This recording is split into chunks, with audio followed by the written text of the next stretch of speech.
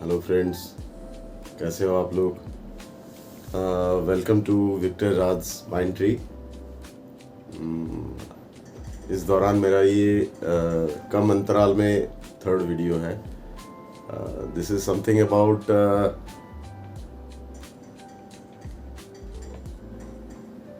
कुछ चीज़ें बंगाल के अतीत के एंड वर्तमान के साथ जुड़े हुए हैं, जो कि मेरे खुद के पढ़े हुए हैं, कुछ सुने हुए हैं एंड कुछ अपनी कोशिश से कुछ रिसर्च किए हुए हैं, थोड़ी थोड़ी बात। तो उसको सब कुछ मिला के मैं कुछ अपनी जो थोड़ी सी नॉलेज है उसको मैं शेयर करना चाहूँगा। तो आप सब लोगों की परमिशन है तो मैं शुरू करूँ। Good morning, this is Victor from Victor Raj Mind Tree. तो मैं जो लास्ट पॉडकास्ट बनाया था उसमें वेस्ट बंगाल के इलेक्शन के बारे में कुछ था एंड मिला जुला कुछ शायद मैंने बोला था संत और एक पॉलिटिशियन में क्या फ़र्क है। तो ये चीज़ मैंने उसमें डाला था। तो सब कुछ मिला के एक ओवरऑल जजमेंट मैंने दिया था वेस्ट बंगाल के पॉलिटिक्स के ऊपर, अपनी सेल्फ जजमेंट। तो ठीक ठाक मेरे हिसाब से जो भी व्यू आए हैं ऑथेंटिक आए हैं and I am happy. Thank you for all your support. So आज मैं जो कुछ आपके साथ बात करने वाला हूँ, डिस्कस करने वाला हूँ इस सेल्फ पॉडकास्ट में, तो ये कुछ चीज़ें बंगाल के बारे, कुछ चीज़ें बंगाल के अतीत के एंड वर्तमान के, ये दोनों हिस्से एक साथ मिलके मैं कुछ बोलने की कोशिश करूँगा आज आपके सामने। तो उसमें से आप खुद की जजमेंट भी डालना कमेंट्स पे। गलती सबसे होती है, मेरे से भी होती होगी, और कुछ गलती अगर जाने अनजाने कुछ गलती हो जाए तो माफ़ करना। तो जय हिंद के साथ, जय बंगाल के साथ कुछ शुरू करते हैं। तो मैंने जैसे बताया लास्ट वीडियो में, मैंने जो कंटेंट बनाया था उसमें कुछ पॉलिटिक्स एंड कुछ संत, ये दोनों में क्या सामंजस्य है, the thought process and all that. So इसमें क्या उद्देश्य रहता है एक मतलब ये दोनों कैटेगरी में। तो ये सब मैंने कुछ डिस्कस किया था। तो इसमें मैं डिस्कस करूँगा कि बंगाल जो है तो इसका पास्ट अगर आप देखें तो ये एक बहुत ही समृद्ध पार्ट था इंडिया का। सो यहाँ पे जो कुछ था और कहीं पे नहीं था। तो this was the most growing and glowing country and city as Kolkata in past। बहुत 500 साल पीछे की नहीं, within this 50 years down the line, 80 years down the line, क्या था ये 100 years down the line maximum। तो यहाँ पे इंडस्ट्री ही इंडस्ट्री हुआ करते थे। तो इसमें मतलब ऐसा कुछ चीज़ नहीं था। जब मेरे खुद के बारे में अगर बताया, मैं कलकत्ता आता जाता रहता था। My father was an engineer, so उनके काम के चक्कर में आते थे, तो हम लोग भी आते थे कलकत्ता बचपन में। बहुत बार आते थे, अनगिनत टाइम, मतलब ऐसा नहीं कि एक दो बार, अनगिनत टाइम आते थे, रुकते थे। यहाँ पे अपने पैटर्नल्स के भी लोग रहते थे, तो हम लोग कलकत्ता घूमते थे फिरते। तब वो हाथ का रिक्शा ज़्यादा हुआ करता था, ट्राम ज़्यादा हुआ करता था एंड सड़क पे बैलगाड़ी भी चलते थे, मैंने देखा है मेरी एज में। सो दिस वाज बहुत ही सुंदर, मतलब बड़ा काम सिटी लगता था। तो कलकत्ता आए मतलब एक दिल स्टेशन में उतरते ही या एयरपोर्ट में उतरते ही एक दिल खुश हो जाता था कि कलकत्ता आए हैं। सो यहाँ के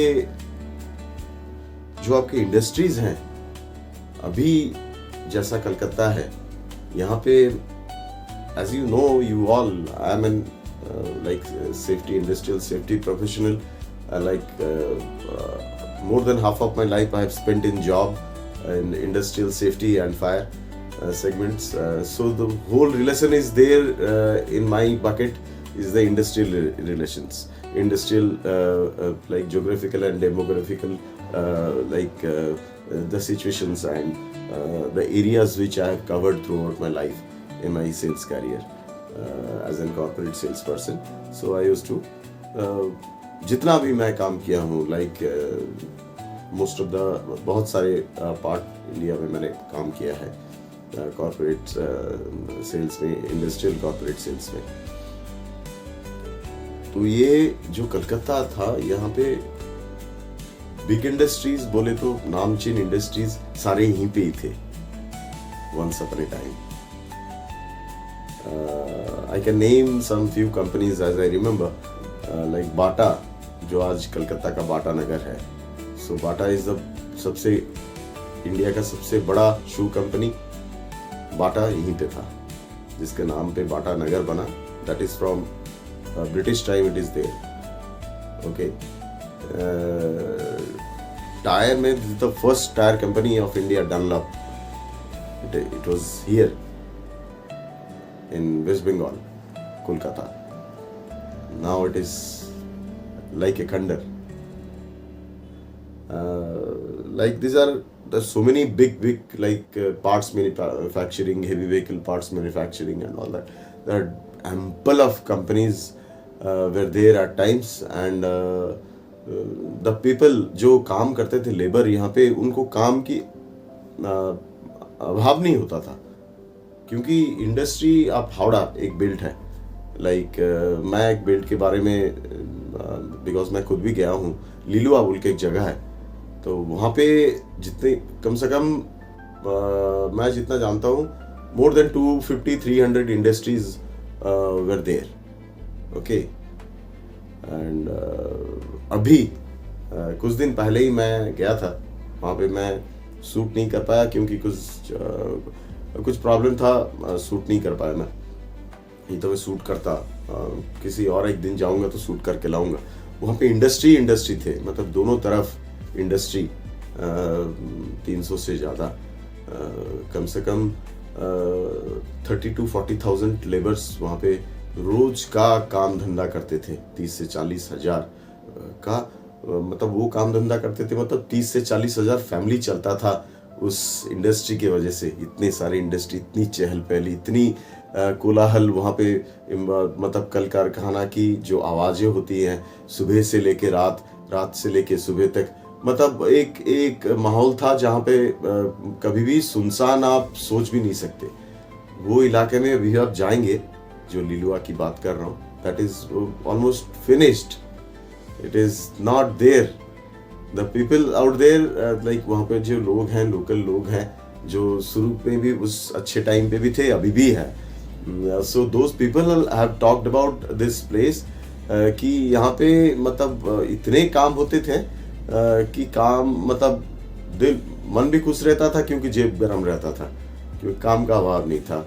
इतने इंडस्ट्री थे, सब लोग मतलब उनके जो पीछे के लोग हैं वो भी काम किया. ये लोग भी उस टाइम पे काम कर रहे थे, कमा रहे थे, अच्छा खासा जिंदगी जी रहे थे. But now the things have been, it is altered, it is completely changed. No industries सब बंद पड़े हैं, सब कमाई नहीं है. मतलब जो हावड़ा का एक क्या बोलूँ, एक इंडस्ट्रियल मेधावी एरिया था वो, क्या वो बहुत ही शानदार बर्बाद हो गया है. सो ये एक time Calcutta, West Bengal, India का टोटल जीडीपी का 10 से 12, टोटल इकोनॉमिकल ग्रोथ का 10 से 12% का हिस्सेदार था. 12%. Do you believe that? अभी शायद गिर के ये 5-6% पे आ गया है, क्या 7% पे आ गया है, या उससे भी शायद कम. मुझे इतना, मैं इकोनॉमिक्स में इतना पढ़ाई नहीं करता. सो एक जनरल जितना मैंने याद रखा है, तो अभी काफ़ी कम है. तो ये सब मैं एज एन इंडिविजुअल मैंने देखा है, यहाँ पे लोग मतलब सुबह होते ही साइकिल लेके निकल जाते थे, सारे इंडस्ट्री में काम करने वाले होते थे। अब हावड़ा लीजिए, आप मतलब पोर्ट एरिया में लीजिए, यहाँ पे पोर्ट जो है सबसे इंडिया में सबसे बड़ा पोर्ट पहले इधर ही था, हल्दिया पोर्ट, खिदिरपुर, डक। मतलब यहाँ पे इंडस्ट्री इतना था, एक्सपोर्ट इंपोर्ट का बिजनेस इतना था कि हिसाब नहीं था कुछ, इतना ज़्यादा था। तो like fish manufacturing, like fish processing, फिर मछली जो मछुआरे हैं उनका इतना शानदार धंधा चलता था इधर। वो एक कॉम था, उससे भी मतलब एक जेन्युइन इनकम होता था इधर से। इंडस्ट्रियल बिजनेस मतलब क्या, मतलब ये जमीन बिजनेस करता था और इस बिजनेस के पैसे से पूरा शहर, पूरा स्टेट ग्रो करता था, ग्लो करता था, सब लोग खुश रहते थे। क्योंकि जब इंसान के पास बहुत ज़्यादा मतलब एक एम्पल काम हो तो उसको और चिंता करने की ज़रूरत नहीं होती है, क्योंकि वो हर इंसान पैदा ही हुआ है काम करने के लिए, काम करेगा, खाएगा, खुश रहेगा, सब कुछ अच्छा चलेगा। और काम नहीं रहेगा तो डिग्रोथ तो ऑटोमेटिक एक इंडिविजुअल से शुरू होती है, वो फिर एक सोसाइटी, सोसाइटी से पूरा कॉम, कॉम से पूरा एकदम पूरी देश में फैल जाता है। तो ये जो चीज़ मैंने कोलकाता में देखा है, जो सुना है, पास्ट लाइफ सॉरी मुझे थोड़ा कफ हुआ है, सर्दी लगी है, क्योंकि इतनी गर्मी पड़ी है इधर की। मतलब सुबह जाते हैं, दोपहर के जो आते हैं मतलब खाना खाने के लिए, बहुत ही ज़्यादा ह्यूमिडिटी। फिर भी वेदर अभी ठीक है। आप लोगों के यहाँ कैसा है बताइएगा कमेंट में। वेदर यहाँ पे तो 40 डिग्री करीब गर्मी होता है, 36 to 40 डिग्री एक कंसिस्टेंसी रहती है इसकी। अभी स्टार्ट हो गया है, इट विल ग्रो। तो चलिए, मैं क्या बोल रहा था, तो बिजनेस में बहुत ज़्यादा मतलब ग्रोथ था इधर।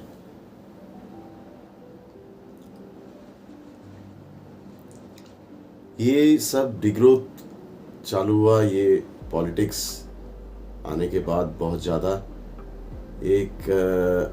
एक आइडियोलॉजी ऐसी आई कि यहाँ पे जो सारे इंडस्ट्री थे वहाँ पे ना लगातार मतलब एक स्ट्राइक का माहौल क्रिएट किया गया। एक स्ट्राइक, बात बात पे, छोटी छोटी बात पे स्ट्राइक, छोटी छोटी बात पे स्ट्राइक। मतलब मुझे जहाँ तक याद है यहाँ पे साल में 80 से 100 स्ट्राइक हो जाते थे।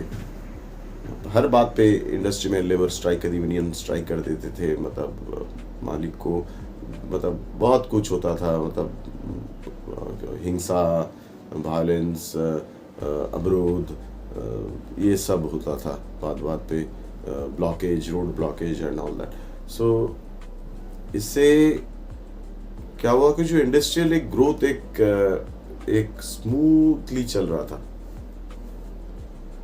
वो धीरे धीरे इफेक्ट होने लगा।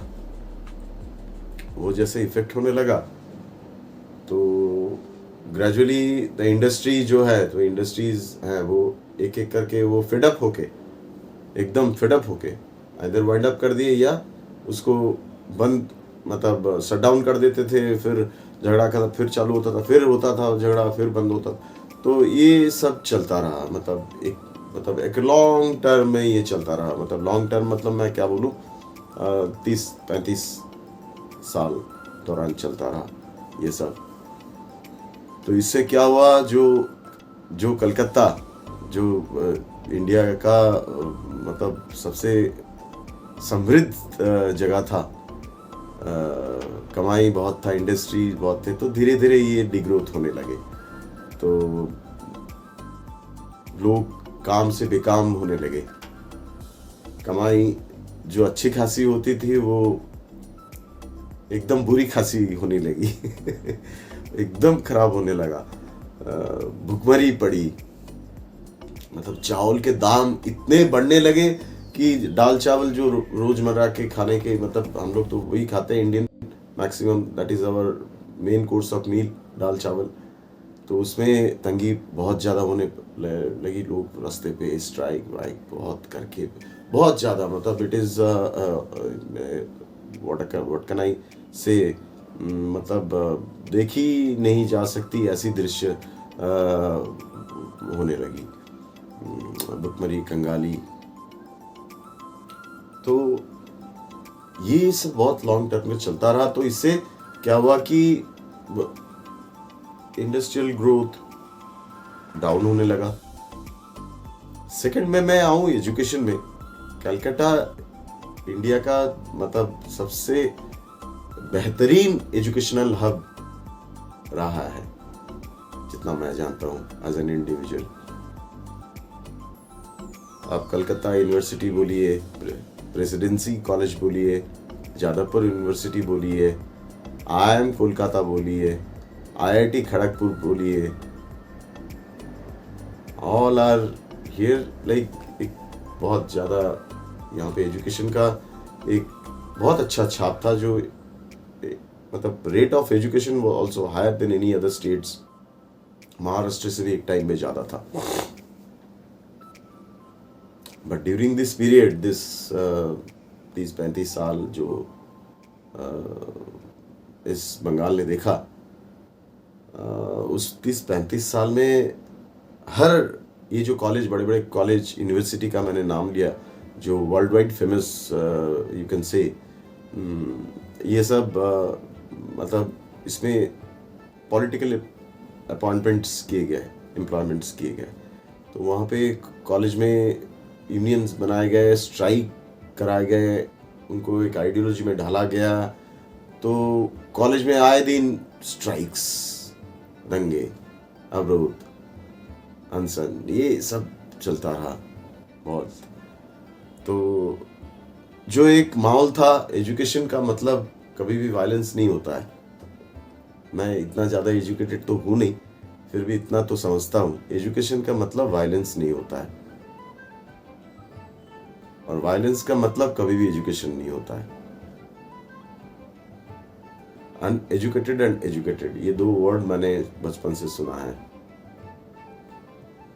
Educated, if you are real educated, your education should be teach you how to do non-violence.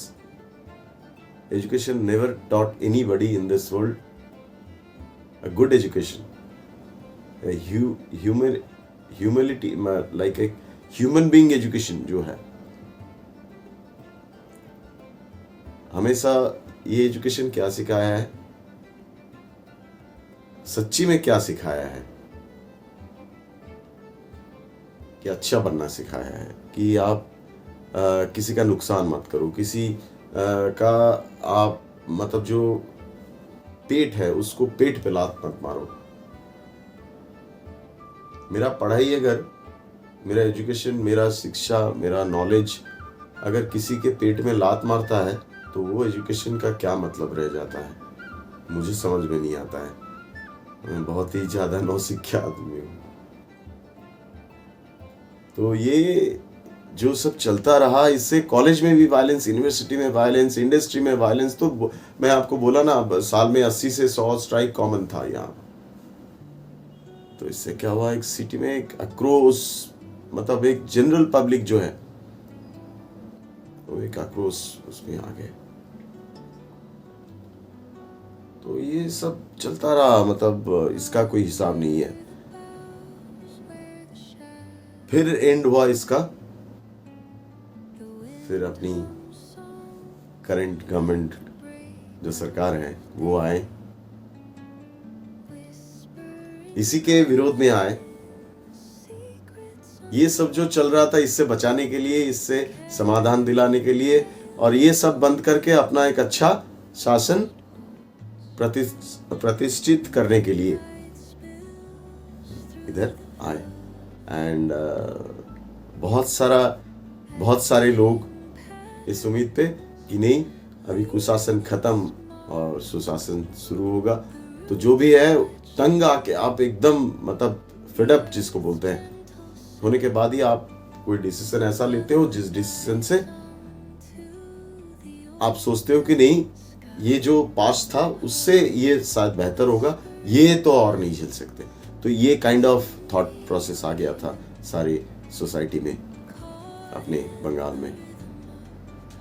So things has been changed and the new phase has been started and things has been going on. But मैं आपको that still I can just go back to the few seconds my conversation few seconds back what I said to you. यहाँ पे जो industry और education ये जो दोनों part के बारे में इस पूरी वीडियो में बहुत सारी बातें मैं ये दो पार्ट पे बात करना चाहूँगा आज, क्योंकि पूरे में जाएंगे तो बहुत 2 घंटे का क्लिप बन जाएगा, वीडियो बन जाएगा। इतना देर के पेशेंस किसी के पास नहीं रहता सुनने के लिए। तो मैं ये 2 पार्ट पे बोलने की कोशिश कर रहा हूँ आज मैं। तो इंडस्ट्री और एजुकेशन ये दोनों मैं अपने आप को पूछूं तो मैं भी उस टाइम पे भी मैंने आपको बोला मैं सब जितना देखा हूँ और अभी देख रहा हूँ। एजुकेशन मुझे लगता था तब थोड़ा सा डिसिप्लिन था, अभी इनडिसिप्लिन्ड एजुकेशन है। Infrastructure wise there are schools, maximum schools, private schools are for higher grade peoples, not for a lower middle class guy, lower middle class family persons, children's. Good infrastructure is there for the upper class people in the society in Bengal. Why not the schools of government schools needs to be very much upgrade? Why not it is upgraded?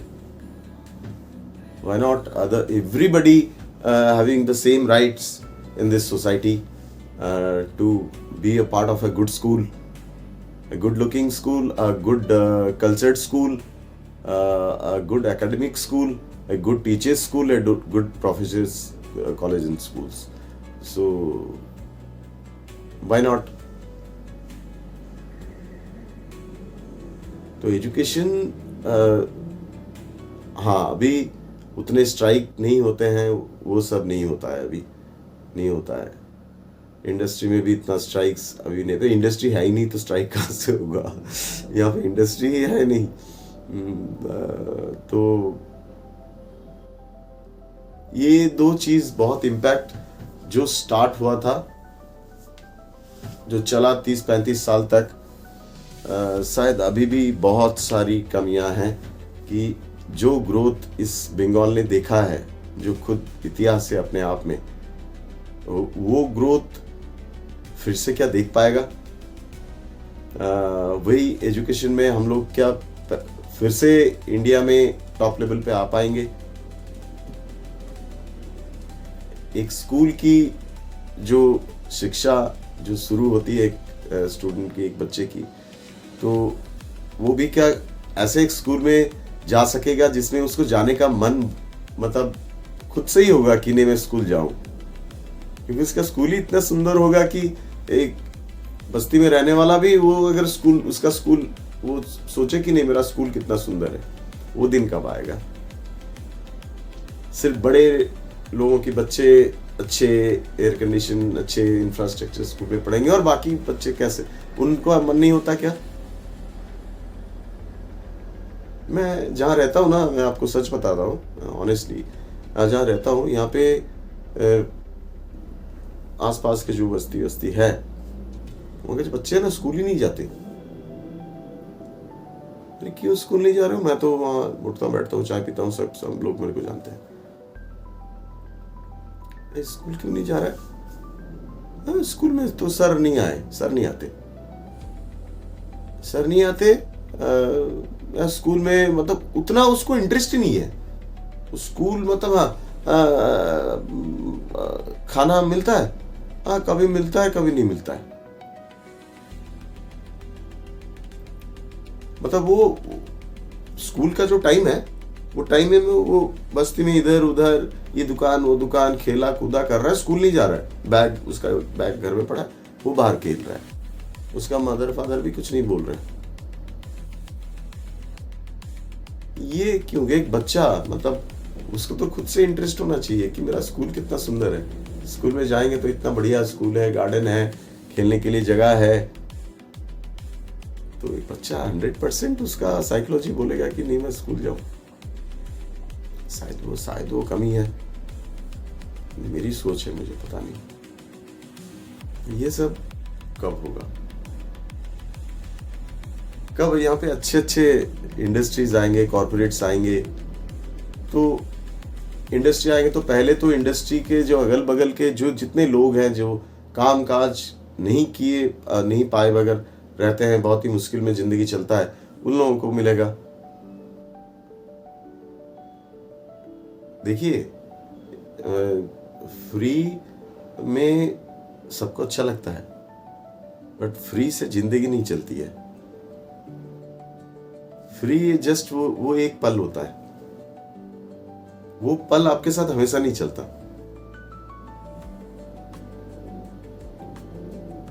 आप सोच के देखिए, उतना आप free मिलके उतना time के लिए आप खुश हुए, वंस इट्स खत्म, आपका खुशी भी खत्म।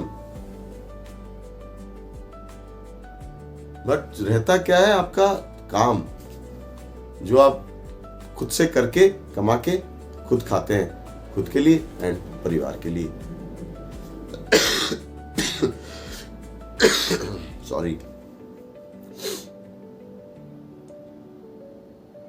तो वो काम तभी होगा जब बहुत सारे कल कारखाना इंडस्ट्रीज यहाँ पे आएंगे,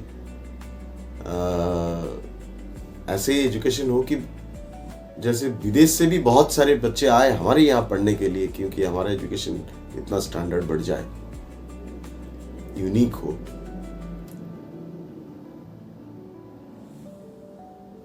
ये हम लोग कर सकते हैं बिकॉज हम लोगों से ज्यादा इंटेलेक्चुअल इंडिया से ज्यादा और कहीं नहीं है। इंडिया सबसे ज्यादा इंटेलेक्चुअल लोगों का गढ़ माना जाता है। यहाँ पे लोग चाहें तो क्या नहीं कर सकते। यहाँ पे बुद्धि, दिमाग, पेशेंस सब कुछ है यहाँ के लोगों में, सुपीरियर है हर तरह से। बट अपनी सुपीरियरिटी अगर सही मायने में ये बंगाली दिखाना चाहे तो इनसे सही बोलूं तो ये अच्छा ही करेंगे सबके लिए। बट वो सोच पूरा बदल गया है। लोगों के अंदर एक डिससेटिस्फैक्शन का एक बीज ऑलरेडी गड़ चुका है सबके अंदर, डिससेटिस्फैक्शन। ऐसा कोई इंसान, मैं जितना घूमता हूँ फिरता हूँ, मैं देखता हूँ nobody is very much satisfied. एक फेशियल एक्सप्रेशन देख के एटलीस्ट कुछ पता चलता है। किसी को भी आप भट करके देख लो, पता चल जाएगा इंसान किस स्टेट में है। उतना तो पता रहना चाहिए। इंसान को पहचान, कुत्ते को भी पहचान लेता है। Nobody is satisfied, why? सब कुछ तो गवर्नमेंट तो हमेशा बोलती है एवरीबडी इज हैप्पी, सब लोग खुश है, सब बढ़िया है। क्या बढ़िया है? तो अगर बढ़िया है तो हमेशा सब लोग अगर अच्छे रहेंगे तो हंसी आएगी मुंह पे, एक स्माइल आएगी। सीरियस होके कोई बात नहीं करता हमेशा। 90% लोग ऐसी बात करते हैं। हाँ ठीक है, ये क्या अंदर आपका है ही नहीं तो निकलेगा कहां से? आप क्या चीज सब लोग प्रूफ करते हैं मुझे पता नहीं। सब ठीक है। अरे कम आज की डेट में आपको जितना सब कुछ ये दुनिया दिखा रही है उतना सब कुछ का सब लोग उपभोग कर पाते हैं? उनका औकात होता है? हम लोगों का औकात होता है? पर दिखाता है दुनिया बहुत कुछ है हमको। एटलीस्ट कुछ चीजें ऐसे अच्छे हम खुद भी कर सके जो हमारी औकात भी होनी चाहिए। तो औकात कहां से होगी? जब अच्छी काम मिलेगा, धंधा मिलेगा, एक ग्रोथ मिलेगा, एक एम्प्लॉय वेलफेयर मिलेगा अच्छे से। ये सब कौन सा सरकार कब किसका सोच ऐसा होगा और कौन कब ऐसा लेके आएगा जो दुनिया में सबको एक नज़र से देखेगा, एंड सब लोग भी, जो आदमी इस तरह से देखेगा सबको, उसको भी सराहना करेंगे, एंड कोई भेदभाव नहीं रहेगा, सब लोग अच्छे से रहेंगे। सब लोगों के बारे में सोचने वाला कोई, शायद मुझे जो लगता है एक साधारण नागरिक के इंसान के हिसाब से कोई नहीं है। सबके बारे में सोचने के बारे में जो अगर कोई सोचता है उसको फिर साम दाम दंड भेद सब इस्तेमाल करके दबाए जाने की कोशिश किया जाता है। तो यही बोल के मैं आज का वीडियो, कुछ चीज़ें बंगाल के, अतीत के और वर्तमान के, मैं आपके साथ आज साझा किया। तो आपको अगर अच्छा लगा हो, अपना कुछ कमेंट्स, कुछ मेरा कुछ नॉलेज एडअप करने के लिए कुछ लिखिए कि ये भी होना चाहिए, ये भी आपको बोलना चाहिए, तो वो भी बोलना चाहिए, तो ये भी है, तो I will also add up in my knowledge bucket. Thank you very much, it was a nice conversation, and थोड़ा सा लंबा हो गया वीडियो, इसके लिए माफ़ी चाहता हूँ, क्योंकि जब कुछ बात बोली जाती है तो मैं एक्चुअली तो कुछ स्क्रिप्ट लिख के बोलता नहीं हूँ, जो मुझे अनुभव होता है मैं उसको बस बोलता हूँ। उसमें से बहुत सारी चीज़ें ऐसे भी हैं जो शायद मेरा बोलने का अंदाज और भी अच्छा हो सकता था, जो भी बोलते प्रोफेशनली बहुत ज़्यादा वीडियोस करते हैं तो वो एक आदत बन जाती है। तो मेरा आदत ऐसा है नहीं, जितना मैं बोल पाता हूँ अंदर से जो निकलता है वही यहाँ से मैं बोल लेता हूँ। थैंक यू वेरी मच, अच्छे रहिए, खुश रहिए, जय हिंद, जय बंगाल, जय श्री कृष्णा, जय हनुमान।